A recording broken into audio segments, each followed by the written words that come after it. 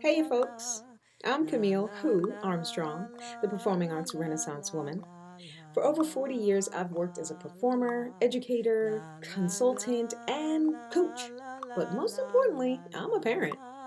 From classrooms to stages to bedtime routines, I've spent my life nurturing creativity, character, and connection in the next generation. This series is for you, whether you're expecting, learning as you go, or parenting for the first time, or even third time around. I'm here to share the insights, tools, and real talk I've gathered over 4 decades of hands on experience. Welcome to Camille, who the Child Whisperer. I'm so glad you're here.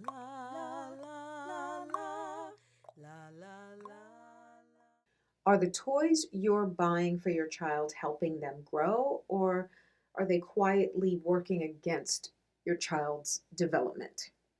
I'm Camille, who, the Child Whisperer, and we're talking about buying age appropriate toys. Look, parents, age appropriate toys. Listen, the toy makers have this down to a science. When it says on the package, age 2 and up, and your child is 1, stay away from the toy. Or at least don't expect that your child is going to get the most out of that toy. Like, I'm guessing if you want to buy something for your child, say a learning toy or a toy in general, you want that toy to be treasured and valued. You want that toy to become a part of their learning experience and their fun experience. I get it. And, parents buy toys for different reasons. Parents buy toys that are ahead of their child's age for different reasons as well. Some parents buy them because they're really not thinking that deep and they just think it's cute and it's fun and they're going to buy it for their child. Okay. Uh, there some parents think that if they buy a more advanced toy, then it's going to make for a smarter child. Some parents buy the toy because it says educational. They're not quite thinking, who is it most educational for?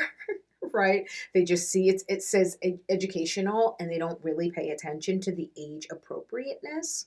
Some parents think that their child is going to learn from it because it looks impressive and educational. And some parents, they just want their child to grow into the toy. Totally get it. However, if you can spend your money on other things that actually are appropriate for your age for right now, for your child's development and their educational development, I would suggest that you hold off on the toys that are advanced because your child's going to be 2, they're going to be 3, they're going to be that next age so fast that meeting them where they're at, it's such a precious time and it goes by so fast that, trust me, you will have the opportunity to buy the next age up appropriate toy for your child. The reality is this: when you buy a toy that is too advanced for your child,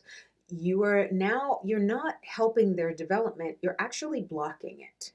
Here's why. The toy itself misses the developmental window. The child can't grasp the concept yet. Frustration replaces fun. Your child starts to throw the toys, or they get lost easily, or they start to ignore the toy. This is then money wasted. So why, when you can be using your money more efficiently to buy toys that can actually really enhance your child's developmental growth, as long as they're age appropriate? That's all it takes, right? Is being more mindful of, my child's 1, this says ages 1 and up. Not only that, a lot of times, a 1-year-old cannot play with a toy or get the most out of a toy that is age appropriate, that's appropriate for a 3-year-old, because a lot of those toys are, you sort them by shape or by color when a 1 year old does not know shapes or colors yet. Puzzles, getting puzzles for your child when they're only 1 or they're only 2 years old. This is not, that takes precision, that takes certain fine motor skills, and they're not going to get the most out of it. When your child is 1 or your child is 2, a toy for a 3 year old has a lot of small parts, which then for a 2 year old or a 1.5 year old, these are toys that are choking hazards, first of all, and they just don't understand the importance of many different parts. So these parts are getting like all over the place. And you ever see the movies where a parent comes down the stairs and they step on a Lego? Ooh, or the little car, they step on the little car. I have seen little Legos in the hands of 2 year olds, and I just cringe because I know that this is not appropriate when they have mega blocks. When there are toys that the child won't get frustrated sticking them together, or putting them together and building something with them. When they have these little tiny Legos, they're not to mention the stepping and hurting foot hazard for the parent, but the fact that they don't have the fine motor skills at that age to handle a Lego. So what happens is they're trying to do it and they get really frustrated really fast, and then they're just discouraged. So why put your child in that position? Why set them up for failure when you can use a toy appropriately for their age to really enhance their educational skills, their problem solving skills, their fine motor and their gross motor skills? All of these things can be enhanced as long as the toy is age appropriate. Poor kids, they get labeled as being destructive or angry. They get labeled as not interested, or they're just not into learning toys, when in actuality they just weren't ready for that particular age toy. My tip is this: buy the toy for the child that you actually know.